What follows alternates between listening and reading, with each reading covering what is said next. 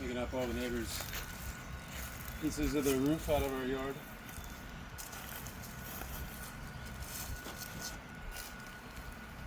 Part of the neighbor's roof that was in the power line.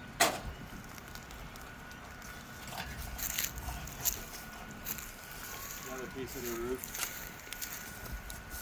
This is a lot of work. This is day 18 of cleaning up. We had, 16 days or 15 days of cleaning up after Helene's flood.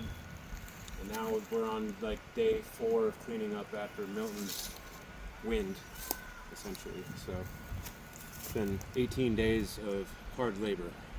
Feels like a punishment for something.